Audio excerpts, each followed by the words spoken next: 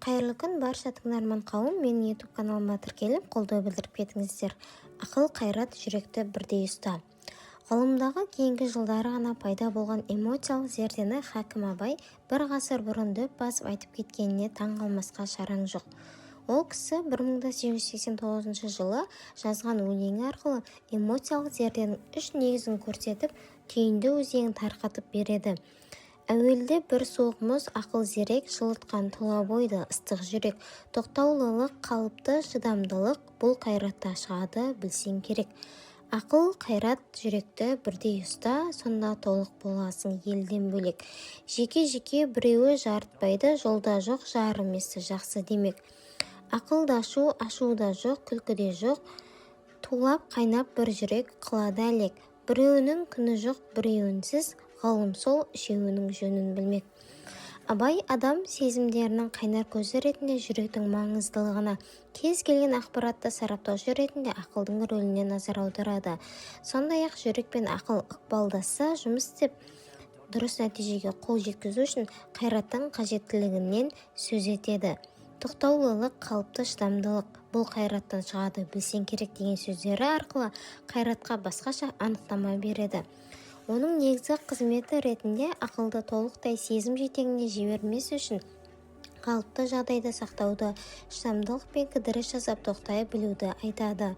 Абай ақыл, қайрат, жүректе бірдей ұстаған адамның есі толық болатындығын, ал біреуі кем болған жағдайда ақыл өзінің функциясын толық атқармағандықтан жарым ес дәрежесіне түсетіндігін, жекпе-жек біреуі жарытпайды, жолда жоқ, жарым есті жақсы демек деп айтады. Ал шәкәрім данышпан, ашу жеңсе адамда ақыл қалмас, ой ойланып, орынды іс қыла алмас.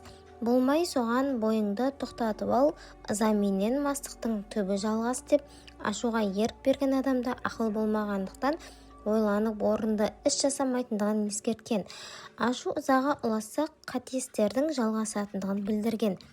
Бүгінгі зерттеулер дәлелдегендей басым көпшілік қылмыс пен өкінішті жағдайлар ашудың алғашқы 20 секундында орын алады екен. Демек, кемел адам болу үшін ақыл, қайрат, жүректі бірдей ұстау қажет. Абай өзінің малға досты мұңы жоқ, малдан басқа деп басталатын өлеңінің аяғын үш-ақ нәрсе адамның қасиеті: ыстық қайрат, нұрлы ақыл, жылы жүрек деп түйіндейді. Абай ақылды суық және нұрлы ақыл деп екіге бөледі. Ақыл неліктен суық мұз? Өйткені махаббаттан, әділет пен ынсаптан. Жұрдай жалаң ақыл эгомыздың жетегінде кетіп, қарабастың қамынан аса алмайтын өзімшіл, ақты қара, жалғанды шындай етіп көрсететін алпыс айлалы құлға айналады. Мейірімнен жұрдай суық ақыл оқ болып атылып, бомба болып жарылуы мүмкін. Сондай-ақ жүректен қолдау таппаған жалаң ақыл көбіне қорғанысты таңдайды. Сондықтан қарабастың қамын ойлап басқа үшін сауапты іс қылудан тартынады. Кедейліктен қорқып жомарттыққа жоламайды. Қорғанысты таңдағандықтан үйреншікті әдеттердің артына тығылады. Қауіпсіз аймақтан шыққысы келмейді, тәуекелден қашады. Демек, ақыл әрқашан ақиқатты дөп басып тауып, адамды әркез дұрысқа жетелей алмайды. Оған дәлел кешегі дұрыс деген талай көзқарастың бүгін бұрыс немесе қате деген істің бүгінде керісінше болып жатқандығы. Тарих беттерінде әртүрлі пікірталастың, түрлі измдердің көрініс табуы. Абай 17-ші қара сөзінде ақыл, қайрат, жүректің айтысында ғылымды төрелік еттіреді. Ғылым айтады: «Ей ақыл, сенің айтқандарың бәрі де рас. Сенсіз еш нәрсе табылмайтұғыны да рас. Жаратқан тәңіріні де сен танытасың. Жаралған екі дүниенің жайында сен білесің. Бірақ сонымен тұрмайсың. Амалда айлада бәрі сенен шығады. Жақсының жаманның екеуінің де сүйенгені, сенгені сен. Екеуінің іздегені тауып беріп жүрсің. Соның жаман деп ақылдың жақсы мен жаманға да сүйеніш екендігін, жылы жүрексіз ақиқатқа бастай бермейтінін білдіреді». Абай суық ақылға жылу беретін құдірет жүрек дейді. Демек, жүрекпен жылынған, құдайлық уақидан нәр алған ақыл ғана нұрлы болмақ.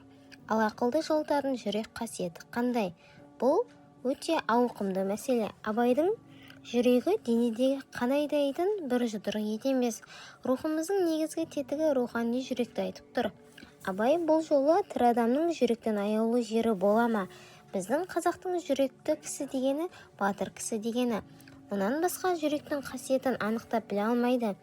Рахымдылық, мейірбандылық, әртүрлі істе адам баласын өз бауырым деп өзіне ойлағандай оларға да болса егеді, демек бұлар жүрегісі дейді. Рухани жүрек мейірім, рахым, әділет, ынсап, хикмет, сезім секілді көптеген қасиеттің бұлағы. Кірленбеген жүрек қана өзінің нұрландыру функциясын толық атқара алады. Абай іштегі кір тазарғанда адам жүрегінің көзі ашылатындығын, ал көз ашылса хақтықтың, яғни дұрыс шешім, пәтуалы ойдың, терең хикметтің сәулесі түсетіндігін айтады. Жүректің көзі ашылса хақтықтың түсер сәулесі, іштегі кірді қашырса адамның хикмет кеудесі. Наданның көңілін басып тұр қараңғылық пердесі, ақылдан бойы қашық тұр ойында бірақ шаруасы. Байқағанымыздай хакім Абай ақыл арқылы сезімді бақылауды ғана емес, жүрегі арқылы ақылды жылытуды да, оған дұрыс бағыт беруді қозғайды. Жүрек сезім мекені, ниетіміздің құбыласы, ендеше жүректің таза болғаны аса маңызды. Сонда ғана ақыл әділ түрде екшеп-текшейтін, ақ пен қараны ажырата алатын функциясын дұрыс атқаратын болады. Атақты Нұртуған жырау жүрек тазалығының маңыздылығы жайлы былай дейді: жаралған жүрек таза әуелі бастан, сақтанып таза ұста бала жастан. Ноқаттай жүрегіңе кіршік түссе, ойыңа ол ұлғайып кірер тастан. Қарайған жүрегіңде болса татың, жоғалар ынсап мейірім махаббатың. Жүректі қара ниет жайлап алып, айналар тойымсызға қанағатың. Өзімшіл адамдыққа нәпсі масыл, зұлымдық сол үйретер айла тәсіл. Жаралған бойыңдағы бар мүшеңнен таза ұстай білсең егер жүрек асыл. Жүректі өте қиын таза сақтау, оған жат зорлық, қулық, арбап алдау. Арадық, жалғандықты ол сүймейді, мақсаты таза жүрек арды жақтау. Махаббат, мейірім, ынсап, қанағаттық, ар, ұят, қайрат, жігер, сабыр, сақтық. Таза ой, таза ақыл, таза ниет сақтайтын осыларды жүрек сандық. Өнерің пайда берсін наза болмай, біреуге өтіп біреуіне қаза болмай. Не түрлі шығар жанның кереметті, жүрегің қабыл алмайды таза болмай. Рас, айнаны кір шалса немесе шытынаса, оған шағылысқан заттар да сондай кір, қыңыр қисық көрінетіні секілді, жүрек айнасы кірленсе кез келген болмысты өз мәнінде шынайы бейнесінде көрсете алмайды.